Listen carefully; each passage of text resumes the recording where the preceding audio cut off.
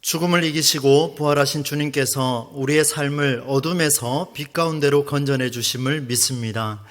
창조하신 세상을 죄악 속에 버려두지 않으시고 독생자를 통해서 다시 살리신 그 주님이 오늘도 저와 여러분의 목마름을 생수의 말씀으로 채워주시기를 간절히 소망합니다.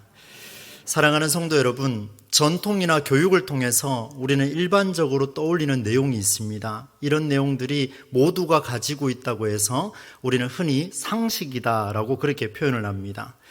이것은 누가 봐도 인정할 수 있는 내용이자 어쩌면 그 상식을 선택을 하면 가장 좋은 선택을 했다라고 이렇게 평가할 수가 있습니다.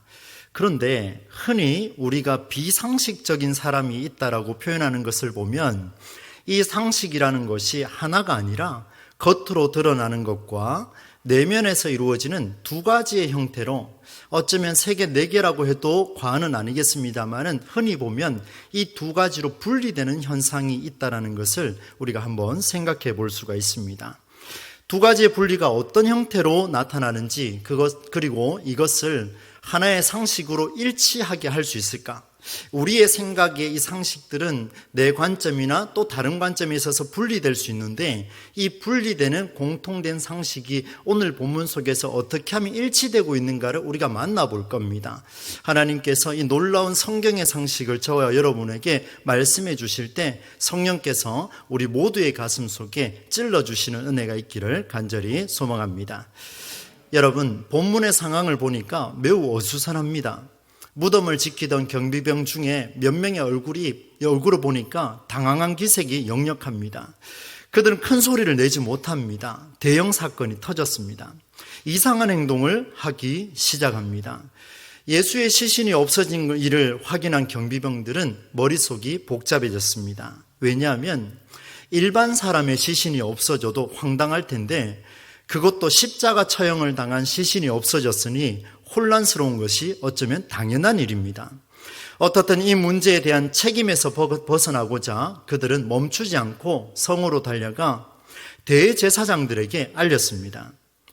소식을 들은 대제사장들은 당황하기도 마찬가지입니다. 그들 또한 이 문제를 해결하고자 장로들을 이렇게 불러 모읍니다. 그들이 결론을 내립니다. 없어진 예수의 시신을 찾으러 가자라거나 예수가 살아있을 때 하셨던 몇 가지의 말과 행동을 우리가 한번 떠올려보자 이런 태도를 취한 것이 아니라 오히려 그 무덤을 지키던 경비병들에게 돈을 주며 말합니다. 그리고 밤중에 예수의 제자들이 몰래 와서 그 시신을 훔쳐갔다라고 전하라고 경고를 합니다. 매우 구체적으로 대응할 것을 요청했습니다. 언제, 어디서, 누가, 무엇을 했는지 이 대제사장들과 장로들은 명확하게 정리해서 그 경비병들에게 전합니다.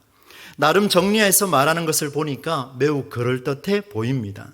어떤 면에서는 가장 좋은 명분, 그 순간 속에서는 가장 좋은 상식으로 그들은 대처했습니다. 피해갈 수 있는 합당한 논리를 보여줬습니다.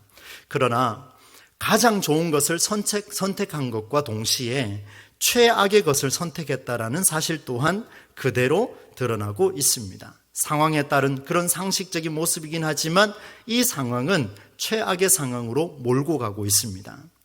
이런 사고와 생각 자신도 모르게 나타납니다. 여러분, 우리는 아닐 것 같지만 우리 안에도 이런 일들은 계속해서 일어나고 있습니다. 왜 그렇겠습니까? 문제에 관해서 책임지기 싫기 때문입니다. 자기중심적으로 반응한 태도로서 분명히 비판받아야 합니다. 그런데 이런 자기중심적인 상식선에서 판단한 그 결과가 어느 정도까지 이어지는지를 한번 보겠습니다. 인간의 깊은 내면에 지닌 어리석은 모습을 찾을 수가 있습니다. 그것은 바로 신의 능력마저도 내 의지로 통제할 수 있다라고 하는 최악의 상황까지 몰고 갑니다. 바로 죄악의 모습이죠. 왜 그런지 한번 보겠습니다. 대제사장들과 장로들은 익히 예수께서 살아계실 때의 가르침을 들었던 자들입니다. 죽음 후에 3일 만에 부활하실 것을 이미 들은 자들이고 유일신 여호와 하나님을 전적으로 믿는 자들입니다. 어쩌면 3일간 초긴장 속에서 혹여나 무슨 일이 발생하지 않을까, 그러니 경비병을 세워둔 게 아니겠습니까? 이런 초긴장 속에서 무슨 일이 있을지 모르니 그것을 가지고 고민했던 자들이 누구냐면 바로 이 돈을 주고 경비병들에게 그 일을 샀던 사람들이라는 것을 우리가 알 수 있습니다. 누구보다도 굉장히 복잡한 생각으로 시간을 보낸 그들이 한다는 소리가 돈으로 신의 능력을 바꾸겠다라는 이런 의지를 보이고 있습니다. 그들의 생각이야말로 최악의 상황이 아니겠습니까? 그들은 자신에게 좋은 선택과 동시에 최악의 선택을 하고 있습니다. 여러분, 이 사실을 한번 기억해 보십시오. 우리가 잘 알고 있는 사마리아 성의 시몬이라는 사람을 우리는 기억합니다. 그가 사도들의 안수로 성령의 임재를 체험한 것을 보고 돈을 주며 권능을 사려고 했습니다. 이 모습을 보고 베드로가 무슨 경고를 던집니까? 굉장히 두려운 말씀입니다. 사도행전 8장 20절 말씀에 보면은 베드로가 이르되 네가 하나님의 선물을 돈 주고 살 줄로 생각하였으니 너의 은과 함께 네가 망할지어다, 이렇게 말씀하고 있습니다. 하나님의 능력을 돈으로 살려고 했으니 부활하신 예수 그리스도의 그 모습을 감추고 도둑질했다라고 위장하고 있으니까 이것이야말로 망하는 길이 아니겠습니까? 굉장히 두려운 그런 이야기가 오늘 본문에서 드러나고 있습니다. 이런 인간적인 상식, 자신만을 생각하고 위기를 모면하는, 책임을 회피하는 이런 상식은 비성경적이라는 것을 우리가 알 수가 있습니다. 그뿐만 아닙니다, 여러분. 이런 어리석은 인간의 모습이 바로 인간의 심리가 어느 정도까지 또 추락하고 있는지가 오늘 본문에 드러나고 있습니다. 11 제자가 갈릴리로 가서 예수께서 지시한 산에 이르렀습니다. 그곳에서 생전에 배웠던 바로 스승, 나의 선생님, 예수님을 만나서 그들은 경배를 드렸습니다.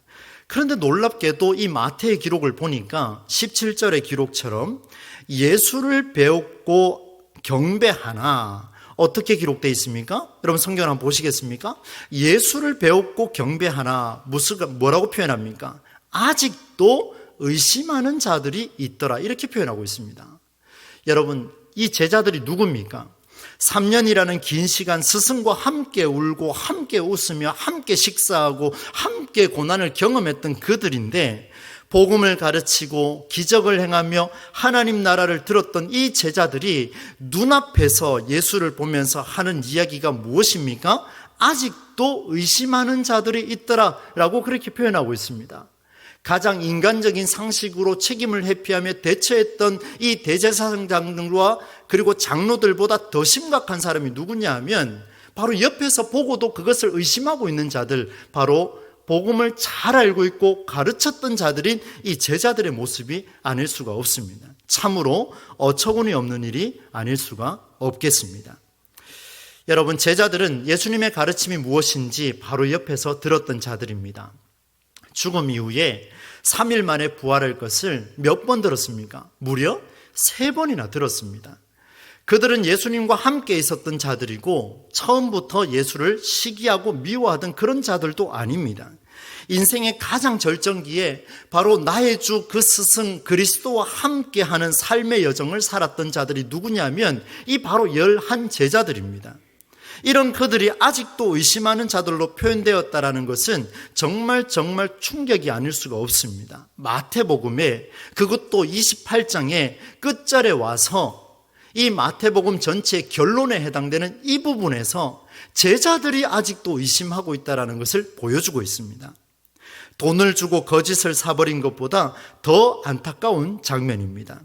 보고 듣고 경험한 자들이 의심하고 있으니 이건 정말 말도 안 되는 그런 상황이 벌어졌습니다. 여러분, 우리 인간의 모습이 이렇습니다.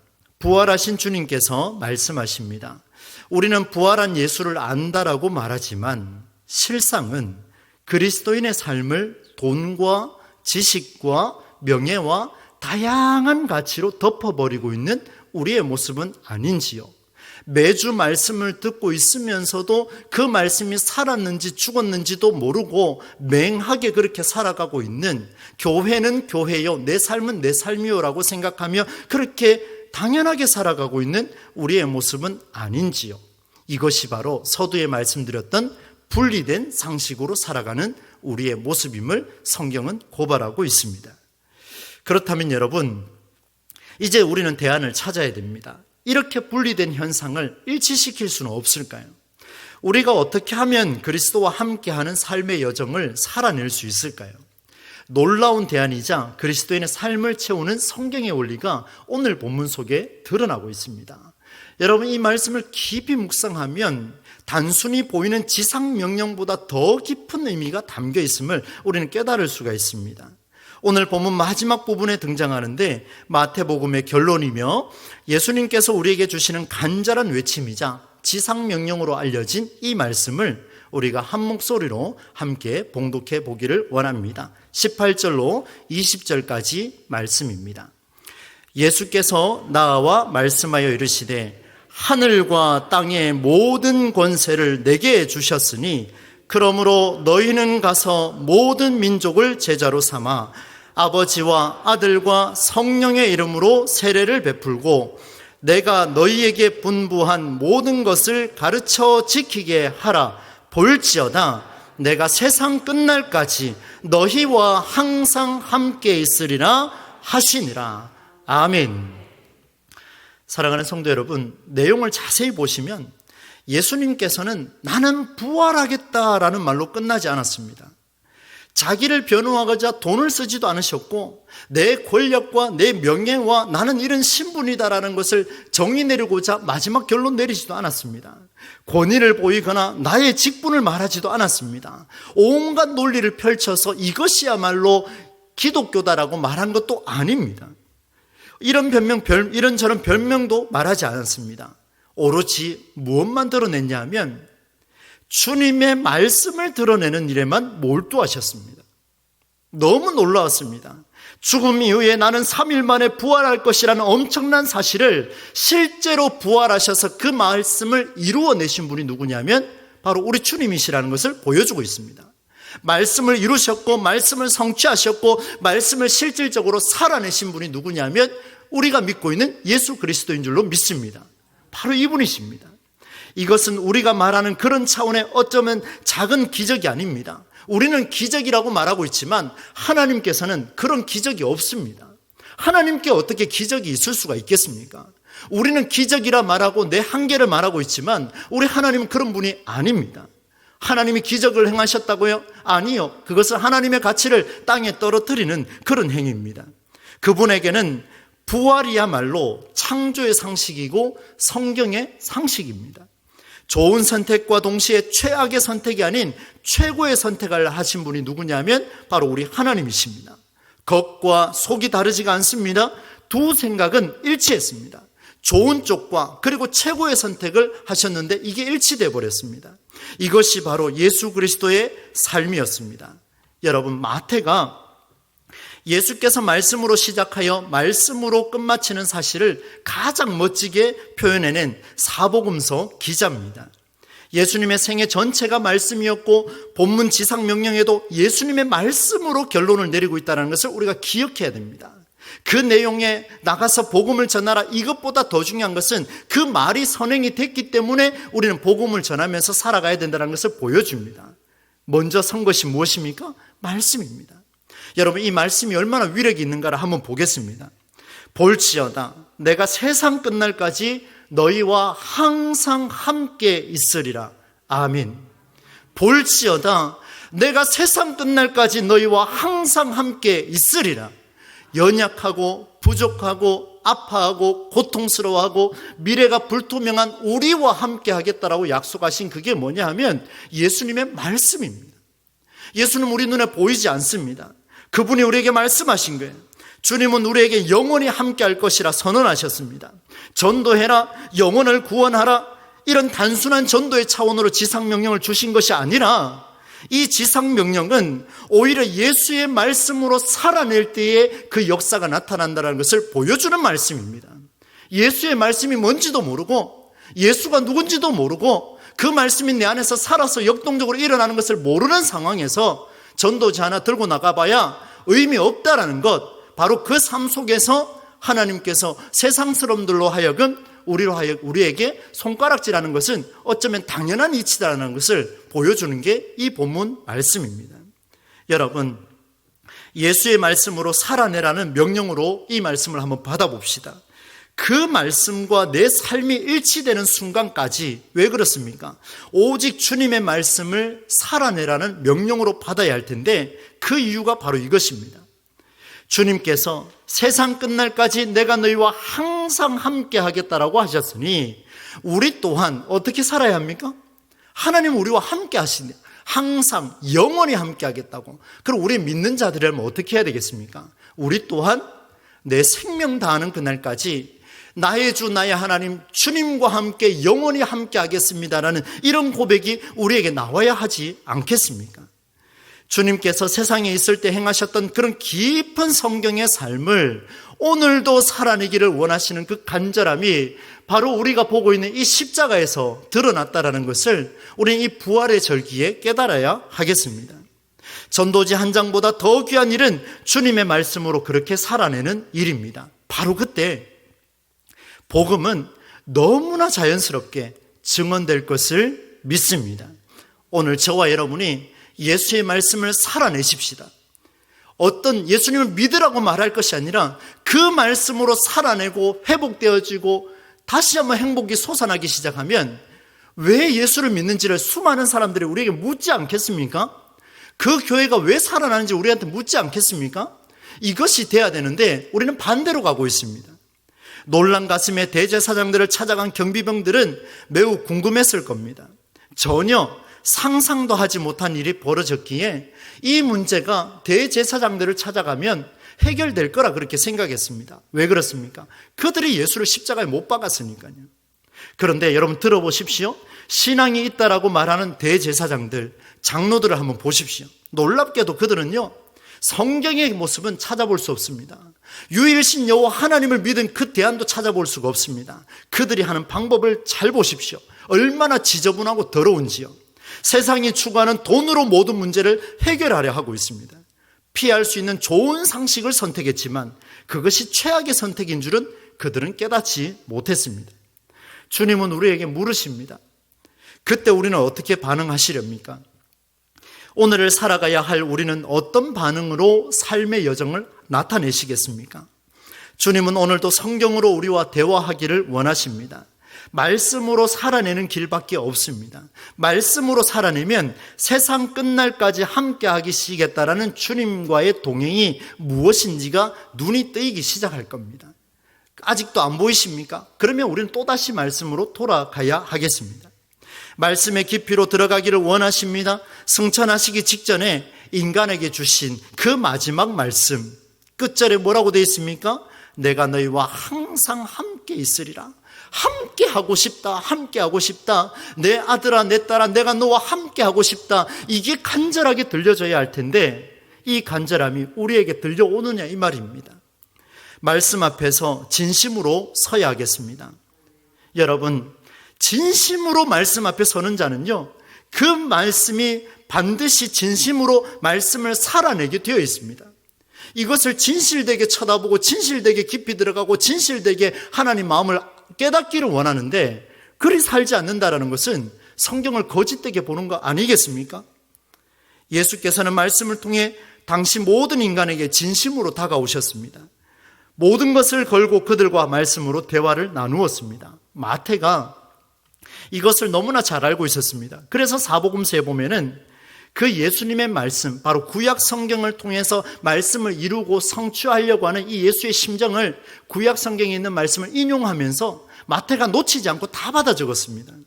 그의 책의 결론도 예수님의 말씀으로 오늘 결론을 내리고 있습니다. 우리 시대를 향한 간절한 부르짖음이 있습니다. 그것은 바로 바른 기독교를 원하고 있습니다.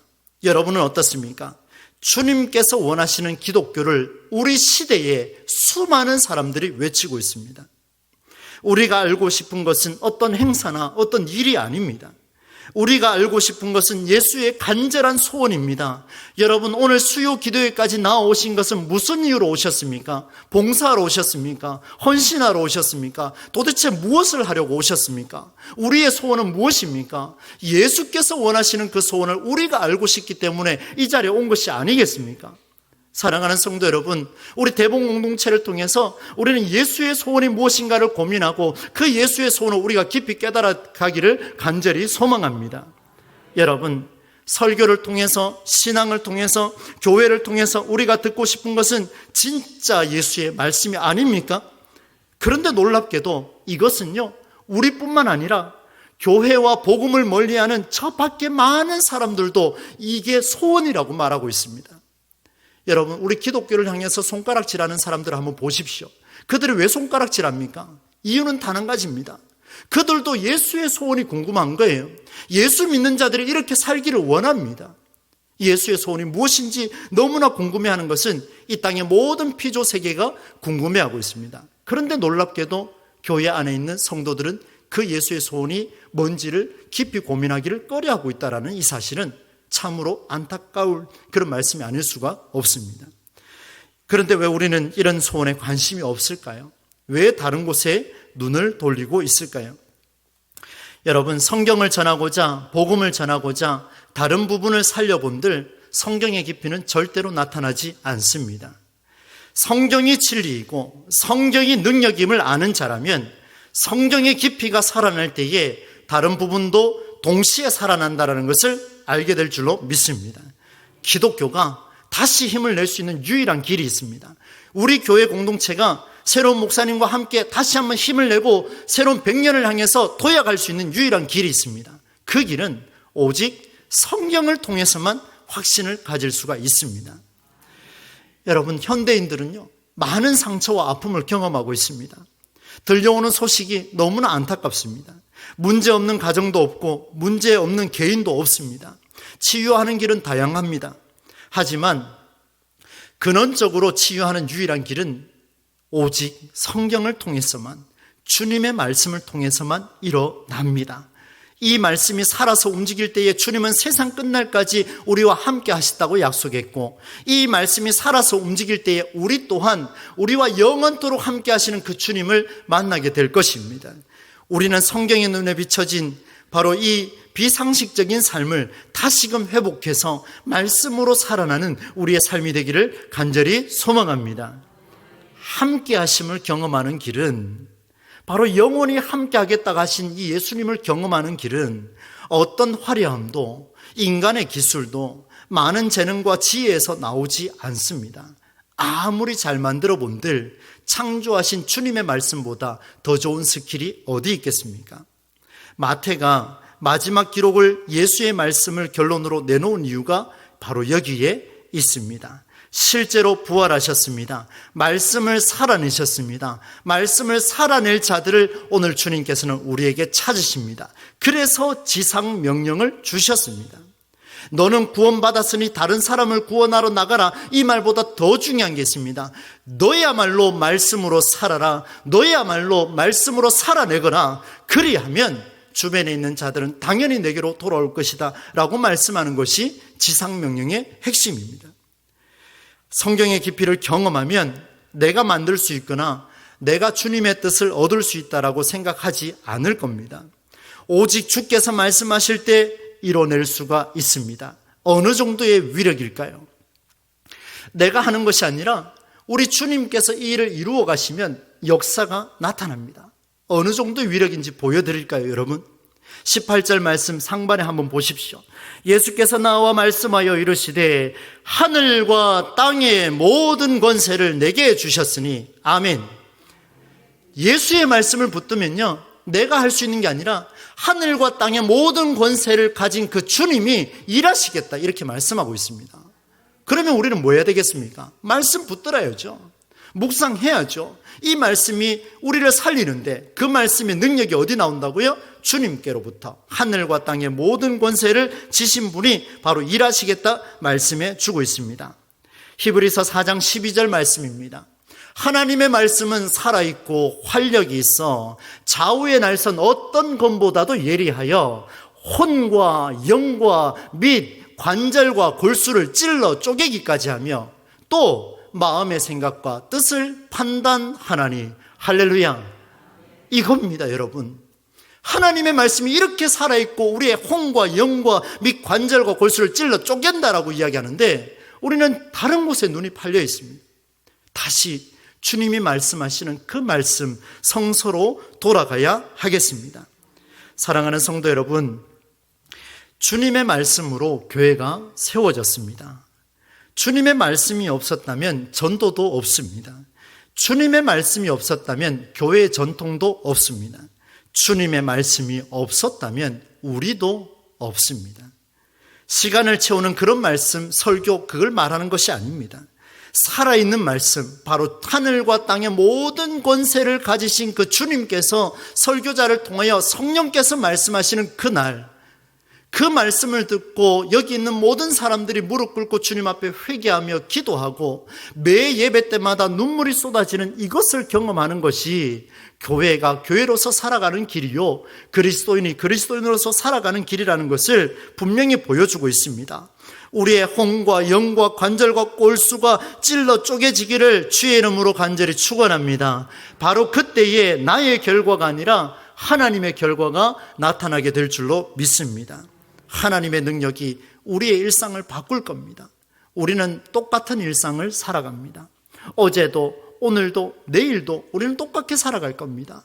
오늘 수요일이죠. 다음 주 수요일은 우리는 똑같이 살아갈 겁니다. 그런데 놀랍게도 하나님의 말씀이 살아서 내 가슴을 진동하기 시작하면, 이 혼과 영과 골수와 관절을 쪼개기까지 하기 시작하면 어떤 일이 벌어지느냐? 똑같은 일상이지만 드디어 내가 분리시켜놨던 그 상식이 하나가 일치가 되어서 하나님의 일상을 살아가는 놀라운 역사가 우리에게 나타나게 되리라 믿습니다.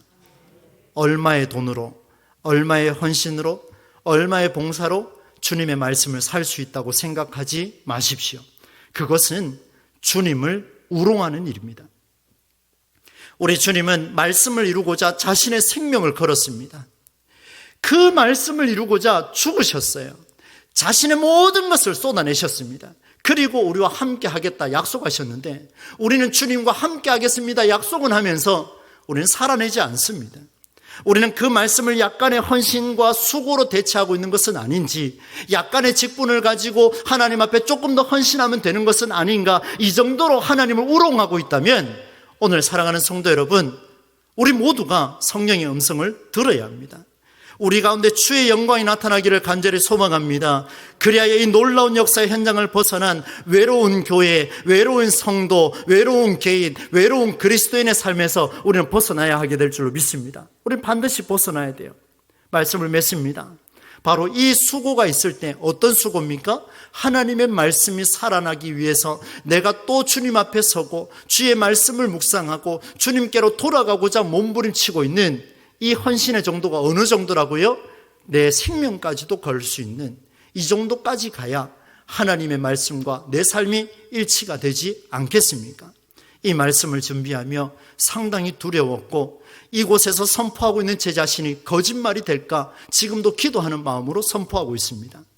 여러분, 이 대봉 공동체가 성경의 정신이 살아나는 일상에서, 나의 일상이 아니라 하나님의 일상으로 살아나는 그런 일상에서 그리스도께서 우리와 영원토록 함께하겠라고 약속하신 그 함께하심을 직접 우리가 경험하는 저와 여러분의 모두의 삶이 되실 수 있기를 우리 주 예수 그리스도의 이름으로 간절히 축원합니다.